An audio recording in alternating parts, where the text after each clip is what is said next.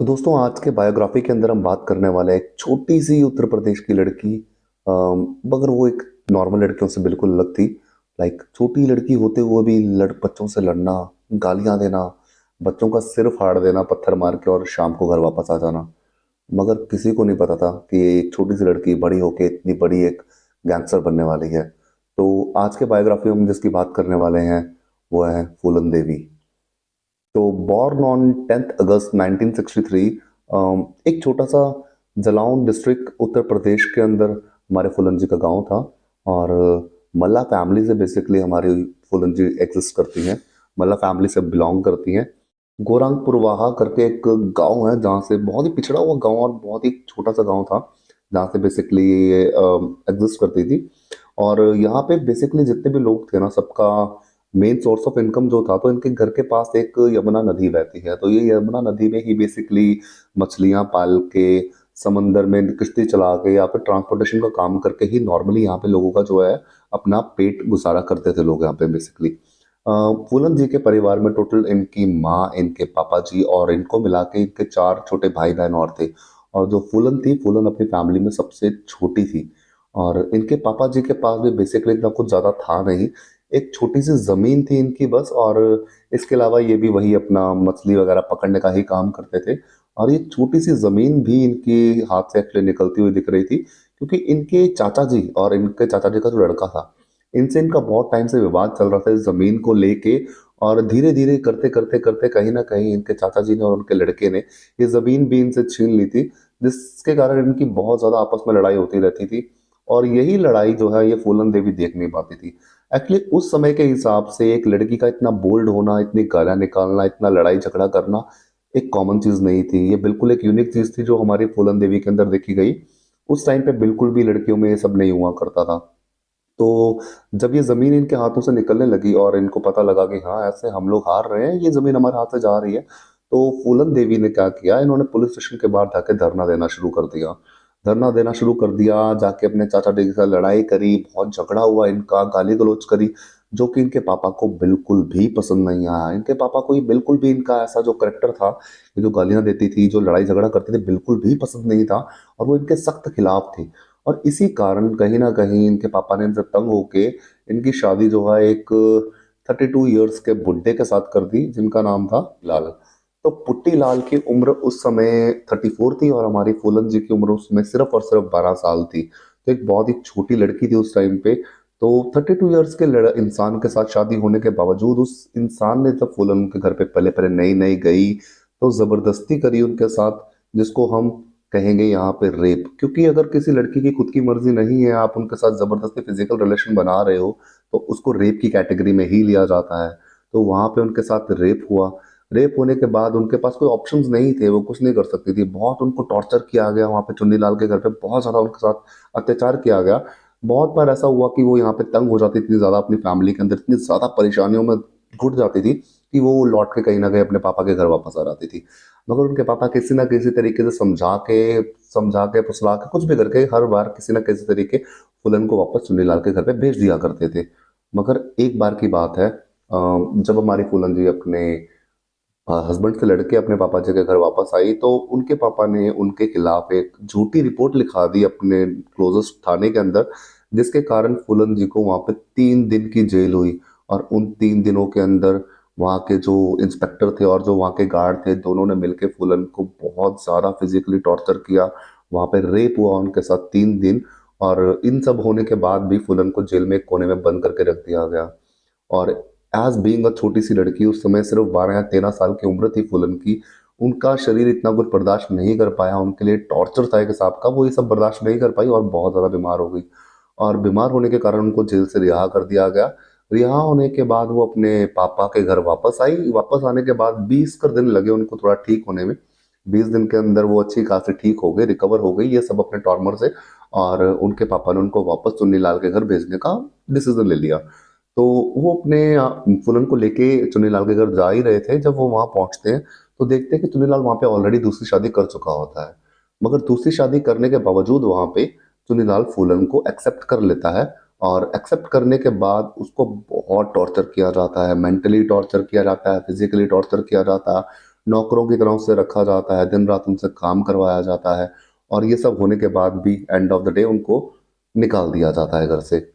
अब एक छोटी सी बच्ची जिसको उसके बाप ने उसके अपने घर से निकाल दिया हो, उसके हस्बैंड ने उसको अपने घर से निकाल दिया है, तो कहाँ जाएगी एक बच्ची? कुछ जगह नहीं थी उनके पास जाने के लिए।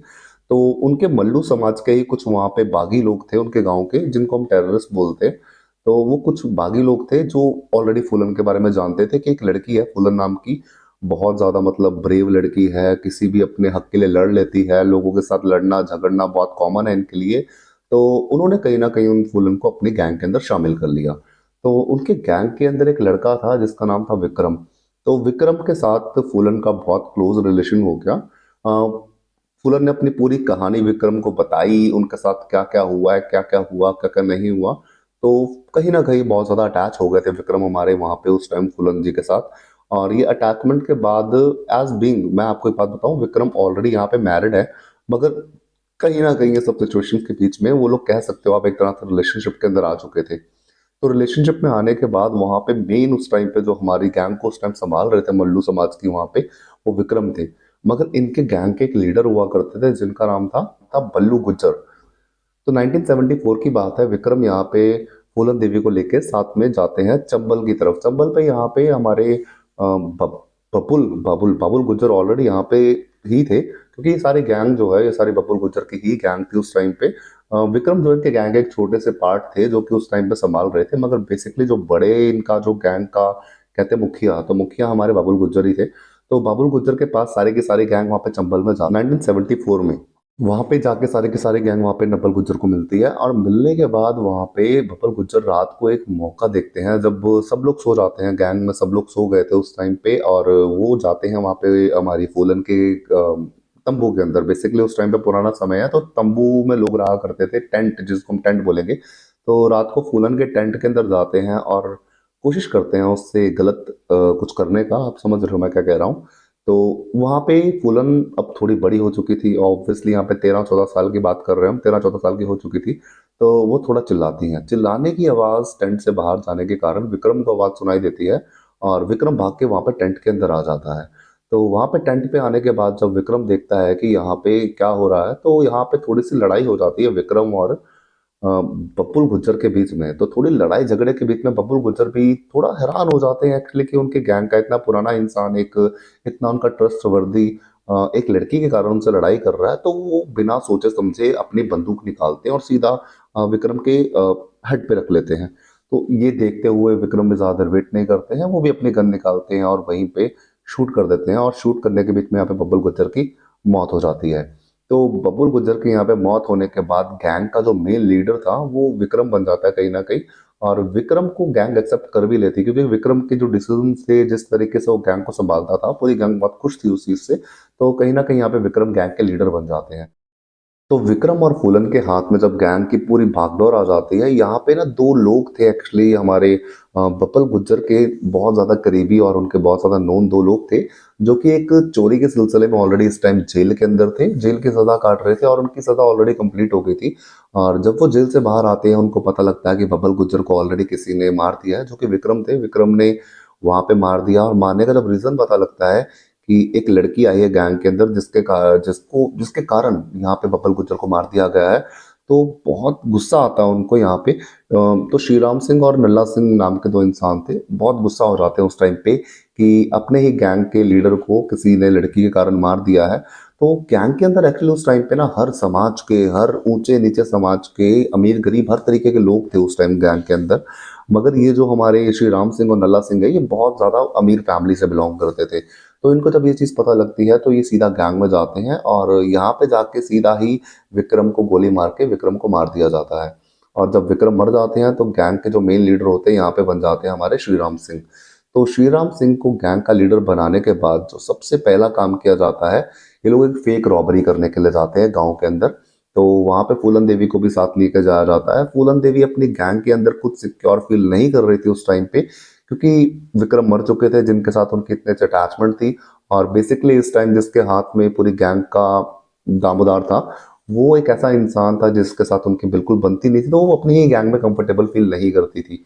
तो जब ये लोग एक फेक रॉबरी की तरफ जाते हैं वहां पे, तो वहाँ पे एक छोटी सी झोपड़ी थी किसी इंसान की। उस झोपड़ी के अंदर फूलन देवी को ले जाया जाता है गलत तरीके से, और वहाँ पे हमारे श्री राम सिंह पूरे 3 हफ्ते के लिए फूलन देवी के साथ रेप करते हैं। सिर्फ श्री राम सिंह ही नहीं, गांव के बहुत से और लोग भी शामिल थे जिन्होंने पूरे 3 हफ्ते के लिए वहाँ पे फूलन देवी के साथ रेप किया। इवन जिसका वो घर था, उनको ये चीज पता थी, उनके सामने ये चीज हुई है, पूरे गांव वालों को पता थी, मगर किसी ने भी वहाँ पे फूलन देवी का बिल्कुल साथ नहीं दिया। और ये चीजें पूरे 3 हफ्ते तक चलती रही। यहाँ पे विक्रम के कुछ नोन थे पुराने गैंग के अंदर, जिनको ये चीजें पता लगती हैं, तो वो कहीं ना कहीं किसी तरीके से वहां पे फूलन देवी को छुड़वा लेते हैं यहाँ से। और छुड़वाने के बाद जब फूलन देवी उन लोगों से मिलती है, तो वो एक चीज कहती है कि वो खुद की एक गैंग बनाना चाहती हैं, क्योंकि वो जानती थी कि विक्रम के भी गैंग के अंदर कुछ लोग हैं तो विक्रम को बहुत मानते हैं। तो वो कहती हैं कि विक्रम के जो नोन लोग हैं जो विक्रम को बहुत मानते थे, आप लोग उनको मेरे पास लेकर आए, हम लोग खुद के एक गैंग बनाएंगे। तो वहाँ पे फूलन देवी अपना खुद की एक गैंग बना लेती हैं, और खुद की गैंग बनाने के बाद जो सबसे पहला काम वो करती हैं, वो उसी गांव में जाती हैं अपनी गैंग के साथ। और गांव के हर एक गांव में जाके हर एक इंसान से पूछा जाता है कि अ, मुझे बताया जाए कि वो श्री राम सिंह और नल्ला सिंह कहाँ पे हैं, नहीं तो आप लोगों को मार दिया जाएगा। मगर कोई भी इंसान वहाँ पे फूलन देवी का साथ नहीं देता, और कोई भी इन दोनों के बारे में नहीं बताता है। तो सारे के सारे गांव के घर लूट लिए जाते हैं, फूलन देवी सारे घर लूट लेती है वहाँ पे। और काफी उनमें से 22 लोगों को, जो कि उस टाइम फूलन देवी के रेप के अंदर शामिल थे, फूलन देवी लेके जाती हैं समंदर के किनारे, नदी के किनारे, जमुना नदी उनके पास में थी, उनके किनारे लेके जाती हैं। और बारी बारी हर एक इंसान से पूछा जाता है, मगर कोई जवाब नहीं देता है कि हमारे श्री राम सिंह और नल्ला सिंह कहाँ हैं। तो बारी बारी सबको 22 के 22 लोगों को फूलन देवी मार देती है। तो ये मारने के बाद उस टाइम पे हमारी जो प्रेसिडेंट थी वो थी हमारी इंदिरा गांधी जी। तो इंदिरा गांधी जी को ये बातें पता लगती हैं कि ऐसा कुछ किया गया है, 22 लोगों को मार दिया गया है। तो उनको फूलन देवी को बुलाया जाता है, फूलन देवी से कुछ क्वेश्चंस किए जाते हैं, मगर वो साफ साफ मुकर जाती है कि मुझे नहीं पता है, मैं इसमें शामिल बिल्कुल भी नहीं हूँ, मेरा इसमें कोई हाथ नहीं था। बिल्कुल क्लियर ऑफ कह देती है कि मेरा कोई हाथ नहीं है। तो ये सब होने के बाद फिर फूलन देवी के गैंग्स के लोग, क्योंकि देखो थे वो डाकू कहीं ना कहीं इन चीज़ों में शामिल थे, एक एक करके सरकार के द्वारा इनके लोगों को मराना शाम चालू कर दिया जाता है। तो फूलन देवी लोगों के लिए जब इतना सोचती थी, तो अपने गैंग के बारे में क्यों नहीं सोचेंगी। तो ये सब देखने के बाद फूलन देवी यहाँ पे डिसाइड करती हैं कि वो यहाँ पे अपना सिलेंडर कर देंगी। पर सिलेंडर करने के लिए यहाँ पे फूलन देवी 3 कंडीशन रखती हैं। तो जो सबसे पहली कंडीशन थी वो ये थी कि वो यूपी के अंदर सिलेंडर नहीं करेंगी, क्योंकि यूपी ही वो जगह थी जहाँ पर ऑलरेडी वो एक बार पुलिस स्टेशन के अंदर रह के आ चुकी हैं, और वहाँ के ही थानेदार और वहाँ के जो सिपाही थे उनके द्वारा उनका रेप किया गया, तो वो वहाँ पर सरेंडर करना नहीं चाहती थी। सेकंड जो उनकी कंडीशन थी, वो कंडीशन ये थी कि वो सरेंडर करेंगी मध्य प्रदेश के अंदर। तो मध्य प्रदेश के अंदर सरेंडर करना चाहती थी, यूपी में नहीं करना चाहती थी। थर्ड यहाँ पे जो कंडीशन रहती है, वो कंडीशन ये थी कि जब वो सरेंडर करेंगी, अनटिल अनलेस वो जेल के अंदर जाती हैं, उनके पास उनकी एक गन होगी, एक पिस्तौल वो साथ में कैरी करने वाली हैं, और वो तब तक नहीं छोड़ेंगे जब तक वो जेल के अंदर नहीं जाती हैं। जेल के अंदर जाने के बाद वो पिस्तौल किसी को देने नहीं वाली, वो गांधी जी के फोटो के नीचे वो पिस्तौल को सरेंडर कर देंगी।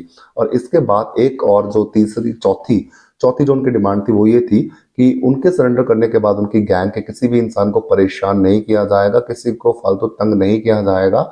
और पांचवी जो उनकी यहाँ पे कंडीशन थी वो ये थी कि उनके किसी भी गैंग के इंसान को 8 साल से ज्यादा जेल के अंदर नहीं रखा जाएगा, 8 साल के बाद सबको छोड़ दिया जाएगा। और लास्ट जो सबसे फाइनल उनकी थी रिक्वायरमेंट थी वो ये थी कि उनका जो सरेंडर होगा वो लाइव होना चाहिए, मतलब सारी दुनिया ये चीज देखेगी जो वो सरेंडर कर रही है। तो तुम मानोगे नहीं, विश्वास नहीं करोगे, जब फूलन देवी ने सरेंडर किया था तो इतने लोग थे वहां पे, इतने लोग लाइव देख रहे थे इस चीज को, और इतने ज्यादा लोग वहां पे, क्योंकि फूलन देवी जो थी ना, ये बहुत ज्यादा चैरिटी करने पे बिलीव करती थी। इनके जो भी गैंग के मेंबर चोरी करते थे, बेसिकली इनका क्या था, लूट मार करते थे, कारें वगैरह चोरी करते थे। तो मेजोरिटी ऑफ जो ये लोग कमाते थे ना, ये लोग गरीबों में दान करते थे, गरीबों की शादियां करवाया करते थे, गरीब लोगों में जिनके पास पैसे नहीं उनको पैसे दिया करते थे, क्योंकि ये खुद भी एक ऐसी ही फैमिली से हैं और ये नहीं चाहती थी कि गरीबी रहे इस दुनिया के अंदर। जो सब इनने फेस किया वो कोई और फेस करे, तो बहुत से काम करती थी इस चीज के बारे में ताकि ये सब चीजें सुधर पाए। तो ये सब उनकी कंडीशंस थी।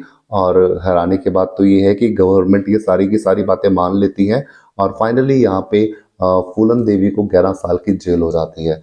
11 साल जेल में रहने के बाद कुछ हद तक फूलन देवी की जो है तबीयत काफी खराब हो जाती है, और खराब तबीयत होने के कारण वहां से उनको जेल से रिहा कर दिया जाता है, वो बेल पे बाहर आ जाती हैं।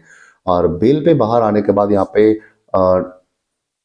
मुलायम सिंह यादव उस टाइम पे 48 धाराएं लगाते हैं दोबारा से फूलन देवी के ऊपर, जिसके अंदर मर्डर, लूटपाट, किडनैपिंग जैसे काफी सारे आरोप थे जो कि उन पे लगाए जाते हैं। और हैरानी की बात तो ये है कि उसके बाद वो 1995 के अंदर मुलायम सिंह यादव ही वो ऐसे इंसान थे जो उनको अपनी पार्टी के अंदर शामिल होने का न्योता देते हैं। तो इसी के बाद 1995 के अंदर की बात है, जो फूलन देवी है वो लोकसभा के इलेक्शन लड़ती हैं और 3 लाख वोटों के साथ जीत जाती हैं। अब जीतना तो था ही, जब इतने ज्यादा इन्होंने अपनी जिंदगी में काम किए हैं, लोगों में बहुत नाम था फूलन देवी का।